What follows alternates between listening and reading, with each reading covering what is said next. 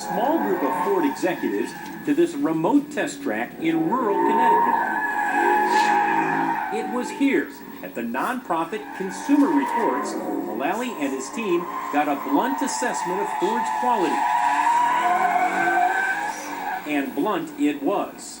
If you compare a Ford vehicle now with a Ford vehicle 8 years ago, what's the difference? I wouldn't have touched a Ford vehicle 8 years ago. David Champion, Director of Automobile Testing, didn't hold back from Mullally and his team. Tell me what you remember from that meeting. Well, we go through all the data and, what we've seen. And boy, do they have the data. And this is their life. They evaluate vehicles, and they were ready to answer my question.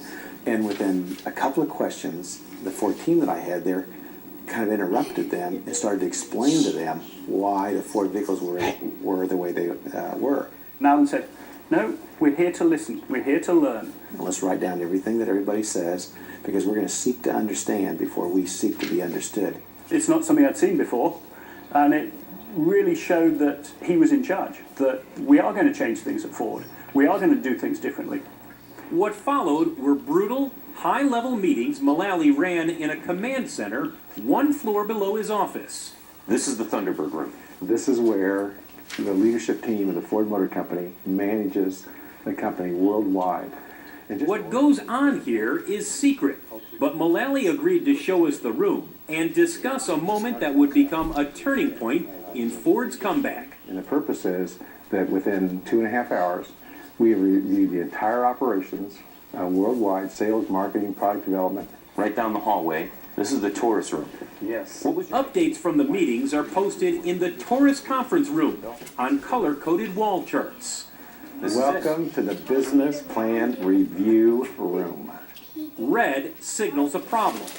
But when Mullally arrived in 2006, no one dared admit anything was wrong. Mark Fields, who leads all of the Americas, we were launching Edge in Canada, and he had an issue with a hydraulic actuator on the tailgate. So up comes his chart. And it showed a bright red. And I said, we are red on Edge, and we have decided to delay the release of the vehicles for a week or two. And the room got deathly quiet. Now what's going to happen now? Is it really safe to say how it's going? Everybody turned to Alan So I started to clap. and basically said to me, thank you for your honesty. It was a defining moment, a small gesture signaling an enormous change. Almost immediately, other executives felt free to admit they too had problems. And in November 2006, these wall charts suddenly turned into a rainbow. It just set everybody free, because now we knew all the issues, and now we could work together and solve those issues. Mullally's solution? A plan he called One Ford, a blueprint that would lead him to slash Ford's North American workforce by 40%. Sell Ford subsidiaries. Accelerate new products like a redesigned Taurus, Focus, and